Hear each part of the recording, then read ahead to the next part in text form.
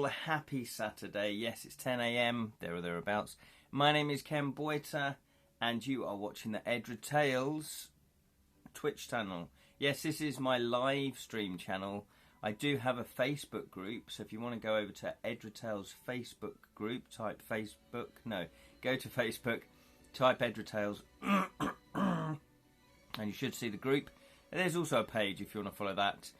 But the group is where we kind of chat, where we post things up, so you can chat and post things up with fellow Edralites, if you like. And this is Loquacious. He is from the Bottled Imp. Get smacked in the face by my own merchandise. Yes, this is a YouTube channel called the Bottled Imp. He is Loquacious of the Bottled Imp. I have a really bad cough. I thought I'd sorted it out. I thought this had gone. Co-created it with Julian, and there's over 450 fantasy videos, fantasy book reviews, fantasy film reviews, and fantasy board game reviews. So go check that out. While you're there on YouTube, I do also have the Edra Tales YouTube channel, which currently, I mean, it might change. I always do want to do more YouTube stuff, but I just don't get the time. Currently, I do. Good morning, Sally. I do export all of these live streams over to the YouTube channel. So if you do miss any of these live streams, I know how vital they are to your life. Go over to the Edra Tales YouTube channel and you can check them out there. You can catch up there. And if you want to follow the channel, subscribe, follow, whatever it is, do so. I thank you. It does help the algorithms, apparently. I do know that my videos aren't going to be massively popular because I don't brand them. I'm not really trying to... I mean, it'd be nice to grow a YouTube channel. I did that with the Bottled Imp. We've got about 8,500 subscribers, which isn't a lot, but considering we've not done anything on the channel now for 3 or 4 years, it still gained subscribers, which is good. But we were growing steadily. With this Edra Tales, I decided I'm not going to be a YouTuber as such, or a social influencer or anything like that. It was more about just a place for like-minded people to chat. That's basically what it's about. Good morning, Martha. Look out from under the blankets. And Grumble's morning. Yeah. I know. I felt the same. I had all good intentions. I woke up at 8:30 and I thought, oh, I might get up. And then I started reading, and then I just fell asleep again. And I woke up at 9:30. So I was like, oh, okay. All my good intentions. But it's winter, isn't it? It's winter. So, I don't know. I think our bodies just go into hibernation mode, don't they? I mean, most animals do. Most animals don't go, oh, let's go out in the snow and the freezing cold, do they? I don't know. I'm crazy. No, if you're a squirrel, you collect all your nuts, don't you? Collect all the food. You hide them so you know where they are when it is winter, so you don't have to pad about in the snow for too long. So yeah, I feel your pain there, Martha. It's cold outside. Where I live in the Shire, we've had a little bit of snow, but not a lot. Except a husky, they love winter and the cold. I know. That's a very good point, Martha. As soon as I said that, I thought, hang on. There's gonna be animals that do actually enjoy the snow, like the polar bear, but not the honey bear. Look at this little honey bear. So this is a little honey bear that I had 3D printed. I would like to take credit for actually creating the 3D file, the actual 3D model. However, if you want to go down the 3D printing route, there's lots of people that make 3D models. So you don't have to, if you're busy. So I just need this for a prototype for my bee game. And so what I've been doing is I've had to paint it yellow. Because it came out green, which is fair enough. I didn't really have a choice of what colour it came out. So I've painted it yellow, and it is just a prototype. I'll probably do little black eyes on it and a little black mouth, obviously, because at the moment it looks blind. Sally, but I prefer the winter and the cold to the summer. Are you mad, Sally? You mad? What? I do prefer the summer, if I'm being honest, because it doesn't restrict that movement around. Spell Sing! Spell Sing's in the house. Good morning, Spell Sing. How are you? We're just talking about, like just being all tucked up in bed, hibernating for the winter. Yeah. However, I do like all the different seasons. I've put on Lord of the Rings, actually. And I forgot, I put the soundtrack on, and the opening sort of 5 minutes is the actual history of the thing, so it's quite dramatic. I do like autumn and winter pollen allergy. Yes, it's not fun if you get allergies in summer. Yeah, I've been one of the lucky ones. I haven't got allergies, hay fever. But I do feel for you if you do get allergies in summer. Yeah, that's another thing not to like about summer. But I do like in this country, in England, we do get the 4 seasons. We get a distinct, set of seasons, which is great. That dungeon could not shaken yet I see. That dungeon could not shaken that I see. That's very Shakespearean. Where's that from, Spelsing? Did you just make that up? That dungeon... Oh, dungeon cold. That dungeon cold not shaken, yet I see. Yes, the dungeon cold. Exactly. I've got a bit of a cough. It was better yesterday. I hardly coughed yesterday. Bear in mind, I've just woken up, so maybe that makes a difference. Honey tea makes a difference as well. So, I was just saying, I did a beautiful segue there from cold to animals that like cold. Martha mentioned the wolf? The husky dog. And I said, yeah, and the polar bear. However, not the honey bear. So I've painted this honey bear little token for my honey game. I haven't worked on this for a long time now. Other priorities took over. However, it's still here. It's still here. My honey game. The honey game in which you have flowers. Each player has a flower, and you are trying to attract bees for points. Not rain, though. You don't want rain unless you hand that to another player. So basically, bees for points. Oh, you do want the sun, though. Yeah, so what you do is you are trying to collect... Oh, if I put them all in order. You're trying to collect different coloured bees. So there's the black one. That's the blue one. What have we got? We've got the yellow one. Oh, they're all black. Oh, I seem to have put them all in order. Maybe I was counting how many there are of each. But yeah, so you're trying to collect different bees around your flower, and you place them around your flower. But you have to collect, on every flower has to have a different colour bee. And, as you can see, they have different colour borders. I don't know if you can see that one, but that's got a yellow border. So the pinks have a yellow border. The green bees have a blue border, etc., etc. The blue have a green. And what you do is, if you manage to pair the one next to it, so say I played the blue and then I played a green next to it, I then get an extra action.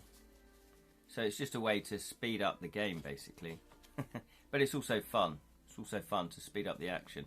To gain another action, oh, I've done something clever. And so this is like a little family game that isn't too complicated to play, but hopefully it's fun to collect. And basically, yeah, we've got beehives in the centre of the table, and if bees can't land on flowers because nobody can take them in their flowers, they go back to the beehive.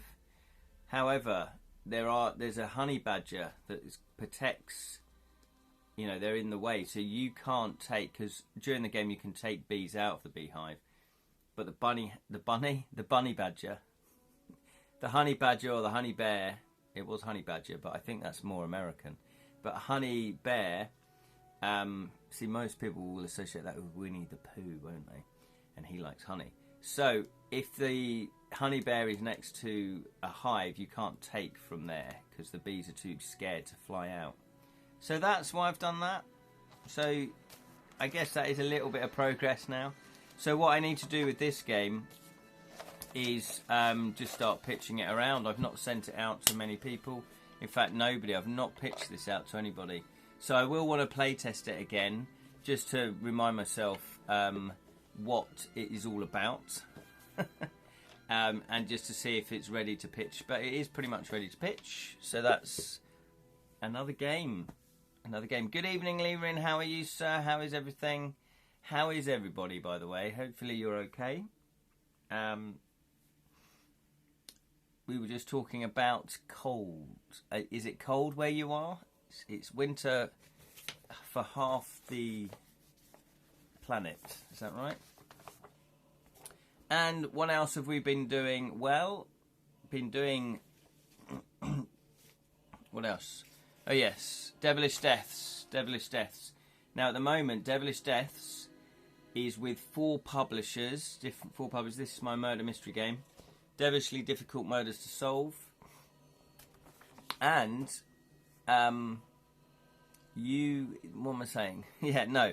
Yes, so I've talked to you about that, so you probably know all about that. So Devilish Deaths, it is with 4 publishers, meaning I'm waiting for them to play it to then get back to me to see whether or not they actually want to take the game on and publish the game. Lewin has put, had a tiny glitch that required me to confirm my account, which godly got solved just by turning the app on and off twice. Thank the heavens for that, Lirin. Spelsing, all the better for catching this live fine stream. The fine stream. Oh, I like that. Yeah, the fine live stream. The live fine stream. Oddly. Gosh darn, autocorrect, yeah. Which godly? No, I like godly. Godly solves. Sometimes you do need to call upon higher powers to sort out technology. So 4 companies are interested. However, I did get an email back a couple of days ago, it might have been yesterday, saying that, and it was a really nice email, it was a rejection, but they said, due to the amount of text that the game has on it, because all the text is on the cards, and it's a storytelling game, basically. You're reading out, what witnesses are saying, you're reading out what the clues are, you're reading out what the forensics are. It's not going to be for every company. So basically, that leaves 3. That leaves 3 companies that are still interested. But the email was, it's not for us. And it seems like the game works. The game is designed well, is what they were saying. But it just wasn't for them. And yes, that could be something that everybody says in their email. You don't know. It didn't seem like a generic email. But even if it was, you've just got to go, okay, well, that's what they've said, and take it at face value. And I believe in the project enough to believe it's going to be published. Martha's put, I just want to sleep. Oh, well, if you drop off, Martha, that's not a problem. Not a problem. I won't be offended. Yeah. Obviously, I always say real life takes precedence. Real life takes priority. So yeah. So when you get if you do get a rejection letter, with creative stuff, what you got to remember, obviously, is it's not personal. It's not personal to you most of the time, unless it is personal. But obviously, I know these people via email, via meeting them once at UK Games, because I pitched the game to several publishers on this speed dating publisher designer evening. So they're obviously not going to take, it's not personal to me, it's just that they felt it didn't suit their line of games, which you then think, well, surely they saw my video about it, they saw me explain it, surely they knew that at the beginning. But who knows, maybe they changed their mind and they thought, oh no, actually we want to take a look at this just to see what it really is about.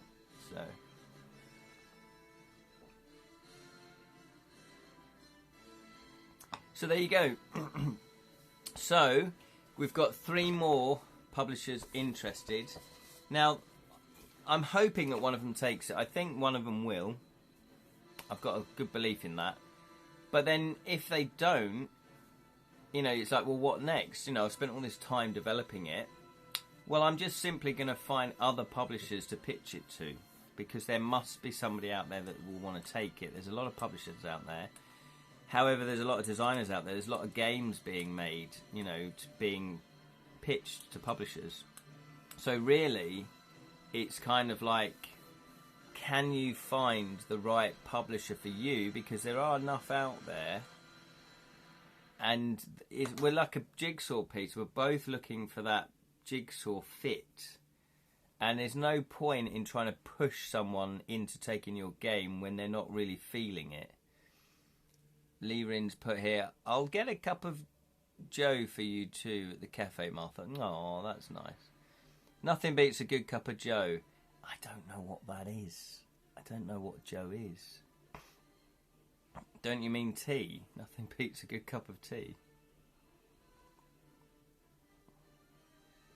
It's coffee. Is it now? Is that a brand, Joe?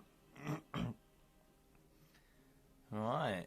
I didn't know. Is that a brand, or is that just like a slang term for coffee that because I'm old I don't know about because I'm not down with the kids anymore?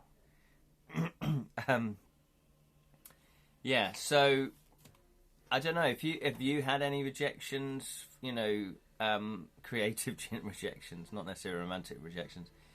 Joe is New York slang for coffee. Is it now? I didn't know that. I didn't know that. Feels like I'm getting sick again. Oh, Martha. Martha. Get plenty of rest. American thing, apparently. Yeah, Joe. Why would they call it Joe? What? I don't understand that. Because at least with Cockney rhyming slang that the East End of London has, it rhymes. So apples and pears is stairs. Whistle and flute is suit. Dog and bone is phone. Yeah? So you can sort of work it out. Obviously, dog and bone could be home. But Joe, it must be short for something. It must be a Joe and then their surname that maybe rhymes like coffee and we don't know. Does anybody know? Anybody? Look that up. Look that up. Enlighten us. So yeah, so I don't know, you know.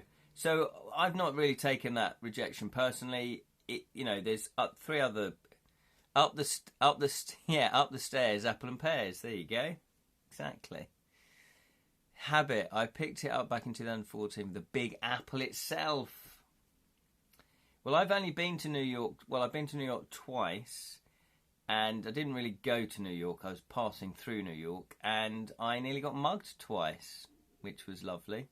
It was in the Port Authority bus depot, and I was trying to get from one place. You know, I was going through New York and changing bus or whatever. Well, I just got off a flight actually, and the first year I went, there was a guy that came up behind me and just went, oh no, and then came up level with me and said, where you going? Where you going? I went, oh, it's all right, I've got it covered. And he went, where you going? Where you going? I'll help you get your ticket. And I was like, no, I'm all right. And he went, oh, it's over there you want to go. It's over there you go. And then, just to throw him off, I just went, oh, well, I'm going to Springfield. He went, oh, don't worry. Because I knew that Springfield was in a lot of, a lot of states. So that was just a generic town. You know, I could have called it generic town. And so he went off to the ticket office. Well, there was a row of them. And it looked like he was talking to them. And, you know, and then he came back to me. I was still in the queue. And he came back to me and went, yeah, okay, that's, you know, gate 884 you want to go to at 4:30. And I went, and I was just not really engaging. And then when I got to the ticket office, it wasn't gate 84 at 4:30, you know, it was like gate 21. So obviously it's just blagging it. And then as I went to go to the gate, he came up to me and, right, okay, that's $2. And I went, no, it's $2. I helped you out. I went, no. And then he was getting all shirty around me and kind of in my face. And I just went, no. And I just started shouting back at him. People started looking round. And then he slowed down. And then he just shouted out, yo, man, you stabbed me in the back. And I was like, keep walking, keep walking, keep walking. Now, whether or not I would have got mugged, I don't know. But I felt under threat, absolutely. I'm in New York. I'm 18 years old, you know. And then I got onto the Greyhound bus, and I was just shaking, going, oh, give me a cigarette. I don't smoke, but give me a cigarette. So there you go. So that's my own experience of New York. However, the year later, I came back, had to go through the Port Authority again, and I knew where I was going this time. So I kind of, bought my ticket. And then as I was going to the gate, I had to go up some escalators. And as I was walking towards the escalator, I could see out the corner of my eye someone coming at the same sort of time. And I thought, well, I don't want someone behind me because of my rucksack. So I'll stop and let them on and just go after you, which is what I did. But as I looked at the guy, he looked back at me, and you know that moment of recognition? It was the same guy. It's the same guy. And I went, after you. And he sort of looked at me, and then he sort of backed off, and he just went on his way. He didn't go up the escalator. And as I was going up the escalator, I went, that's him, isn't it? That's him. That's him. He was slightly fatter, so I thought, oh, he's obviously doing well at his little scam. A roundhouse kick would have diffused the situation nicely. Well, I might have been able to do one back when I was 18. But I think what sort of helped, what probably did help, was me just shouting and attracting attention to myself. And people started looking around. He didn't like that, so he just stopped. I kept walking. He stopped and went, oh, you stabbed me in the back. And then, but I think, isn't that interesting? The year later, we both recognised each other. And rather than go up the escalator, he just went. So I think, and I might be wrong, it's just gut feeling, but I think he probably also gets close up on escalators and unzips the back of people's, rucksacks looking for something, looking for money, basically. He's probably still pulling those scams today. Probably. Hope he's all right. If he's having to do that, obviously, his life isn't necessarily brilliant. Never go under the bridge at Big Ben was coerced into taking a very poorly taken photo by a bunch of university-age literal clowns who held my phone hostage. No way. No, sorry to hear that. For £20 back in 2017. Thankfully, they returned it in exchange for their very amateur photograph. So, hang on, what? Somebody, did you say, could you take a photo for me, please? Or did they just steal it off of you? I know, I've been under that bridge. I know the places where you mean. There's two sides where you can get down over the bridge. You can go down either side onto the river. So I know, I've been there, yeah. You were just very unlucky. I guess maybe they target tourists. When I've gone up to London, because I don't live in London, I guess, I feel a bit of a tourist, but I guess, I don't know, I guess I just don't, I'm not getting a map out. That was a clear sign of tourism. Although I still get my phone out to walk, for directions now. But I try not to make it look like that's what it is. Martha's put here, met a scammer in Oslo, but I just said I'm a police officer, go away. The man ran. Oh, that is smart thinking, Martha. That is smart thinking. I like the... yeah, well done. God, I don't think I would have thought of that. Well done. I often have thought, could I, like in road rage situations, could I pretend to be foreign and sort of speak a different language and go, what? Hey, what, hey? And then just repeat garbage back to them. Just go, blah, blah, blah, blah, blah, what? Blah, blah, blah, It's silly, it's juvenile, but at least you won't diffuse the situation, but you're not engaging in the way they want you to engage. They want an argument. So I thought, well, if they'll just get bored and go, and just walk off. That was my thinking. But luckily, I've never had to use that tactic. Never had to use that tactic. I was taking photos. One of the Clockwork Orange extras snatched it. I was taking selfie, laughing and dancing. What? One of the Clockwork Orange extras? This is intriguing, Levin. Laughing and dancing. I was taking selfies, laughing and dancing, offering to take good photos of me with the iconic clock tower. I don't know what the Clockwork Orange extra is. And said that'd be £20. Thankfully, they're non-violent as they're drugs. They cosplay. Oh, all right. So there was just people there dressed as Clockwork Orange characters. They were dressed as literal clowns. Oh, I see. So it wasn't like just a gang of people, just like a small gang of criminals. They were actually just in cosplay. Oh, okay. Right. It was all just a bit of a joke. Something similar happened to me, Silver, only I told them I was responsible for defeating Zargor. They ran for their lives, and so they should, Spellsing. So they should. Yeah, so, fingers crossed. I have got, I've got, so there is a company, so just to finish off the Devilish Deaths, one company has an actual prototype, a physical prototype that I've sent them. Another company, I am having a meeting with them in the first week of Feb, I think it is. I've got it written in my diary. And the other company, I'm supposed to be meeting this Monday, but he's not got back to me, so I need to email him today, actually. Dealing with the Eye of Cyclops, I hope. You know it. See, I've never finished the Warlock of Firetop Mountain. I don't know how it ends. I just kept getting stuck in the bloody maze. Even when we did it live stream recently, we got stuck in the maze. However, there is some more news about Devilish Deaths. Not Devilish Deaths. Devilish Dilemmas to Kill a Thief. This is a rather tatty proofread copy. Yes. This is the manuscript that Sally has now finished all of the proofreading. She's finished the proofreading. And, so thank you very much, Sally. And I have, because of that confounded maze. Yeah, because of the confounded maze. Never done it. Never done it. Curse you, Jackson, and your maze. I know. As a kid, I never did it. I'm sure I tried. I might have even tried when I showed the books to my son, and we tried. And then when we live streamed it again, like 5, 6, 7 years ago, tried, and we couldn't do it.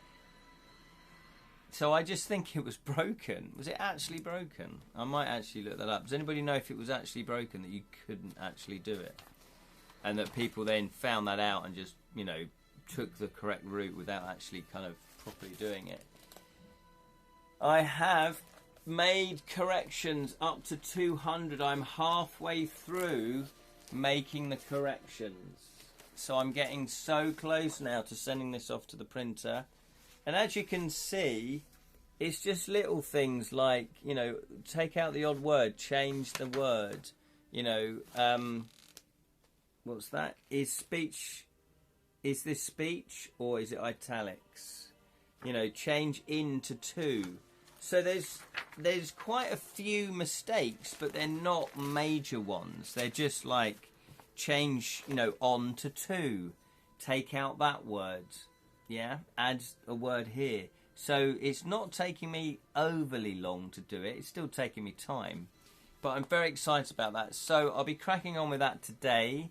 I might even finish the proofreading today, which means I can send off for a copy of the book next week to the printer to get it back to me to then go, right, this is the book. Hurrah, look at that. Look through it all again.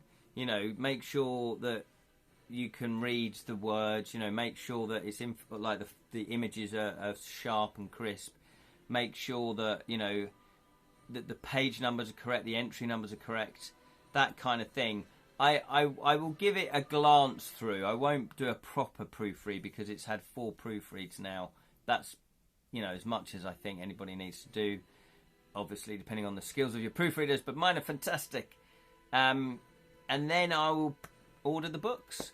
It's 25th anniversary hardback and the solutions at the back. Oh, is it? Oh, the 25th anniversary had the solutions in the back.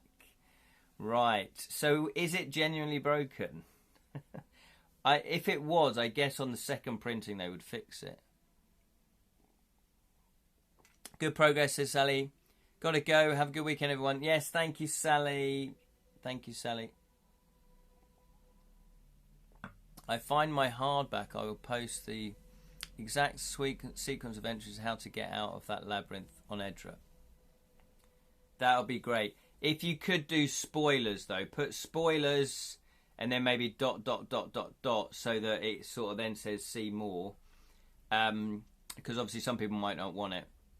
But I will have a look at that, yeah. I will definitely have a look at that. And then the other exciting news about devilish dilemmas to kill a thief is the dice. The dice. So, my friend makes resin things, and as somebody else pointed out, she does make the gob heads. She made the gob heads for me.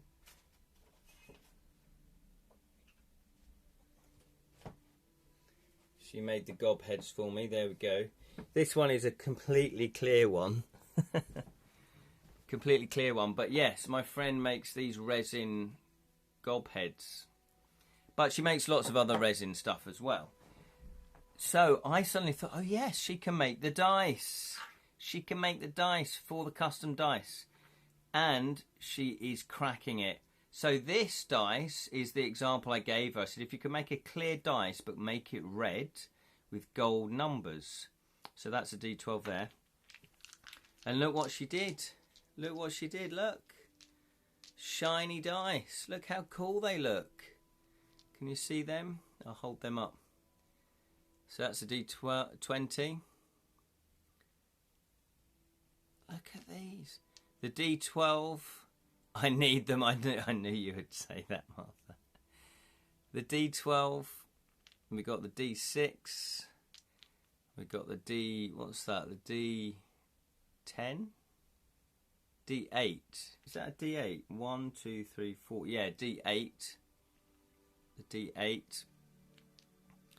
That's the D10. That's the D10. So, and then obviously we got. So, yeah.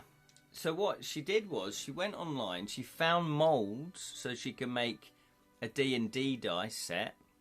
And now she's going to make a mold and then make a mold for herself that's got 10 of these in a row, yeah, or in a circle. 10 D12s in a circle. Because then when she sort of, you know, she can make 10 at a time, which is fantastic. Look forward to a Grockle Snook as D12 dice one day. Yeah, that would be pretty cool, wouldn't it? Just his sort of outlined face. That would be cool. So what is actually going to be the custom bit is the devil face there from Devilish Dilemmas. So there you go. So that is what is going to be on the actual 12. But haven't they come out well? They've come out really well. They've come out brilliantly. The perfect colour. This is what the colour I said. I said, could it be like a blood colour, blood red with gold? Shiny, exactly. They are shiny. So I'm really happy. So this weekend, so I have access to a 3D printer. So I made the STL file, the little 3D devil face, and that's been printed out. She has those now, and she's going to try to make the actual custom dice. So hopefully, come Monday when I see her again, she'll go, look, it's worked. It might not, because obviously it's experimental at the moment. But if it does, then again, she'll make enough dice, and that'll be another thing that's done in January. I've already got the bookmarks, and then also in January I'll be sending off for the metal print of the cover, which when I looked at it online looked really good. I was like, oh yeah, I'm definitely get one for myself. So, and what else? What else needs doing? Is that everything? I'm not sure. Can't remember. But everything, I'm hoping to get everything in by the end of January, that I can send them out maybe on the last week of January or in February. That's my plan. So, very excited about that. There you go. So that's progress there as well. There was something else I was going to say. Oh, yeah. And this isn't just any glass of water. And I'm not going to drink it. This is salt water. I put loads of salt in, stirred it all up, so that the dice can float. And what that means is, there you go. This is a good way to see if the dice is balanced. Now, I can't show you this, but what you're meant to do is you spin the dice, and then it should come up, if they're balanced, with different numbers every time. So that's a 5. Hang on. That is an 8. That's a 5. Oh, that wasn't good. That's a 2. That's a 9. That's a 4. You will just have to take my word for it. That's a 12.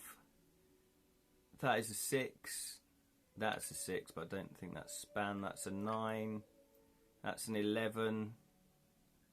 Hang on. Oh, look, you can see it spinning. That's a 3. That's a 10. That's another 10. That's another 10. Ooh, 3 in a row. That's 11. That's a 5. That's a 9. That's a 5. That's an 8. The dice is a duck. Exactly. The dice is a duck. So what I'm going to do, actually, I've not done it with an actual manufacturer. Oh, look at that. Wow, look how heavy that is. So why did that sink? And these ones float. That is really interesting, isn't it? Obviously, there's not enough salt. These must be heavier. That's really interesting. And there's another one here that's manufactured. Okay, that one floats. That is a... Oh, I can't read that. A 9.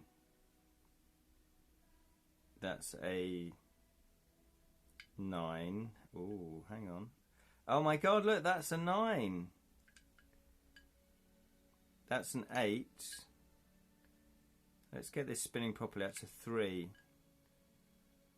That is an 11.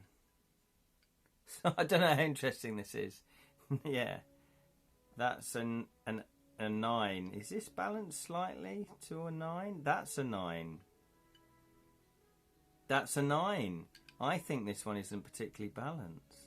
That's a 5. Well, maybe it is. That's a 9. It does seem to want to settle to that one, though. That's a 9. I think this one's not... I think the purple one is slightly not balanced because it keeps going back to 9. That was another 9. Yeah, it seems to tick over and try to get to 9. I think that one isn't balanced. But rest assured, ours are. Floats like a duck. Witch. Yeah, witch dice. Burn them all. Burn them all! Now drink the water. It's not going to happen. Not drinking that. Magical duck dice. It is witchcraft. It really is witchcraft. So, that is good news because obviously that would, if they weren't balanced, then we would have a little bit of a problem because it would be, I don't quite know how to do it, but Hazel, who makes the dice, she seems to think it's to do with air bubbles. And the first time she did it, there was some air bubbles, and it did come back to the same number. But this time she went, well, because you've asked for clear, that's easier to get rid of the air bubbles. So she's got a vacuum that just sort of sucks all the air bubbles out. So, and this sort of one also has a bit of alcohol in it. Whee! Which again apparently reduces air bubbles. So I'm pretty confident that your dice will be balanced. So that's good news. It's all exciting. And what I'm really excited about is it's a local crafts person. Yeah, I was going to have to get them made in China, which is fine. And China's very good very good at making stuff, obviously. But the minimum order they asked for was 5,000. I would have been giving them away at my funeral. Actually, that's not a bad idea. Talking of that, yeah, so I would have had to order 5,000, which I'm just, I would have had to do it because I needed the custom dice. But I'm so glad that I've managed to find a UK person to do it. And not only that, she lives up the road from me, so it's fantastic. She also, so she makes lots of resin stuff, and she has made stuff. People have asked her if they could have their husband or their wife's ashes or their pet's ashes in, like jewellery, in like a vase or in, some sort of object. So she does that now. So she puts people's ashes in jewellery or in, like a locket or pendant or objects. And she did say, I wonder if anyone would want their partner's ashes in a set of D&D dice. What do you think to that idea? If your partner or your son or your parent or whoever was really into Dungeons and Dragons or gaming, do you, would you like your ashes spread over 7 dice? 1, 2, 3, 4, 5, 6, 7 dice. So that your friend or your partner can actually play with them in a D&D campaign. And I was like, okay, but I think there will be people that would want that. Don't you think? Let me know what you think about that. Or have I just stunned you into silence?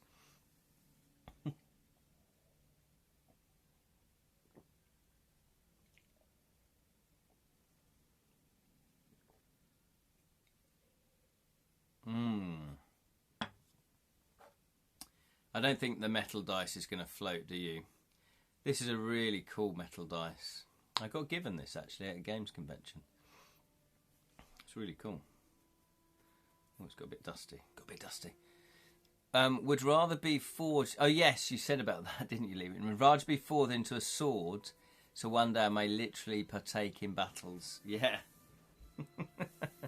Into the hilt of a sword. Yeah, like the... What did you call it? A pummel. Yeah, the pummel, is it?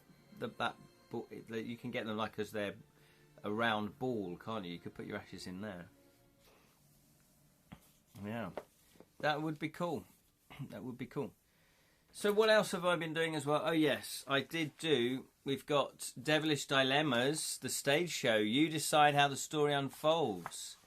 It's the Gamebook stage show. Oh, into the blade itself. That's where the soul of the weapon is. Wow. Oh, I see. So it's not resin. You would literally put it into the metal.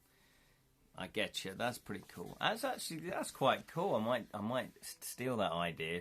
Put it into a game book. Here's the new script. It's a one-person script, this stage show. So Loquacious McCarbre, that's me, is the dungeon master, and I will guide you through your adventure. So the premise is that the audience are all adventurers, and they're looking for an adventure. They've come to the town hall, if you like, or to see what quests are available. So that's the new script basically, and because before it was a two-hander, my friend Dave and I were going to do it together, and we did develop it together. However, Dave lives in Norwich, and it's really difficult to put a show on if someone lives, you know, an hour and a half away, 2 hours, when we have no money, we've got no budget. So this is a bit more streamlined, because what I'm going to, well, not streamlined, but the parts that Dave was going to play, because he was going to play not some characters that the adventurer meets, are now just going to be played by the audience as well. So there's going to be more people playing the parts, because I did have some audience members playing some of the non-player characters. So there's even more audience participation, So that hopefully we'll get this up and running this year. My wife tells me I'm a two-hander. Thanks, Spelting. I don't really want to delve into that comment too much, but thanks for letting us know. So where was I? Keep it clean. It's a family show. Yes. So I know a director friend who said, yeah, send it over. Let me have a look at it. I'm looking for a new project. So hopefully he'll like it. Hopefully we can get funding. Hopefully we can, you know, get this up and running this year. And maybe we'll do a little, because he said, oh, maybe you could do some stuff in libraries, because it's based on a book, you know, game book. So I thought, oh, that's not a bad idea. So we'll just see where it takes us. Yeah, there you go. So that's what the other thing I've been working on. And also what I do need to get back to is the lift game. I need to get back to the lift game. Flawed, or Which Floor, which is just a 2-player game at the moment. But yeah, so we'll see that. And again, we need to get back to A Christmas Carol, my worker placement game. However, the priority, which is why nothing else has really been worked on, is the Devilish Deaths game book. Not Devilish Deaths, Devilish Dilemmas. However, I played tested my cat game, Fat Cat, once more, and it was successful. Again, it was successful. So it's got to the stage now where I am just tweaking things, very minor things to tweak. So, yeah, what was it? Yeah, it was just little minor things like, yeah, just things like if you need to put a fancy hat onto a comfy mat, you need a flat cat. You can't just put it on an empty mat. That won't necessarily make sense to you. But it's just little things like that. So those tweaks have been made. I just need to print off a new prototype.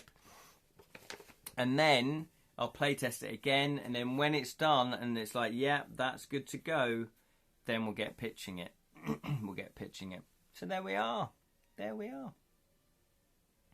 Hopefully you've had a lovely week. I think that's me. We are on, this is part 4 coming up. I made a mistake. On Wednesday we did another live stream, although I was coughing all the way through that. And if you haven't seen it, you can catch it on Edra Tales YouTube channel if you want a cough-riddled adventure. Hopefully it's not too bad. Yes, Sorcery, it's part 4 this Wednesday. So there we go. It's good. And again, it reminds me, if you look, the paragraphs are short. Look at that. So I need to get back to doing short paragraphs. For my next book, the next game book, my paragraphs are going to be much shorter. Appreciate your time as always, fella. Thank you very much, Spell Sing. I appreciate you watching and chatting and commenting and just being part of the fellowship of the Mythics. So thank you, Spell Sing. Thank you, Sally. Thank you, Lirin. Thank you, Martha. Thank you. Did anybody else comment? I don't think they did. So thank you all for watching. See you in the next sorcery reading. Yes. Get learning the spells. Res, what's that? When you cast upon a dead human or humanoid creature, i.e. one with 2 arms, 2 legs and a head, etc., while holy water is being sprinkled on the corpse, this spell brings it back to life. The resurrection takes some time to work. The body does not simply spring back to its feet, and the ex-corpse can be killed again as normal. For some time after the spell has taken effect, the resurrected creature is dull and dozy, but it may answer questions asked of it by the caster. Cost 1 stamina point. That's a good one. Right, 233 on the adventure sheet next to the axe, as it's important for us for later. Ooh, okay. I think I did. Yes, Glan Gargoria's axe. Liam knows his sorcery. He does know sorcery. He's very knowledgeable about fantasy things in general. Look at that. That looks like it looks like I'm crushing my own head. Anyway, enough of this silliness. Thank you, everybody. I will see you all, hopefully, this Wednesday at 7 p.m. UK time on the Edra Tales Twitch channel. And just another big shout out to Martha. Get well. Hopefully you'll get well very, very soon. Take it easy. Rest well. Okay, that's it. I feel like there's something else I want to say, but no, that's it. Just may your thieving never be caught. See you next Saturday. Yes, Martha, have a lovely day. See you next Saturday. Good night, Glitch Cat, Greedy Goose. I like that. What's that? Glitch Cat, Greedy Goose. Is that the sequel to Flat Cat, Fat Cat? See you later.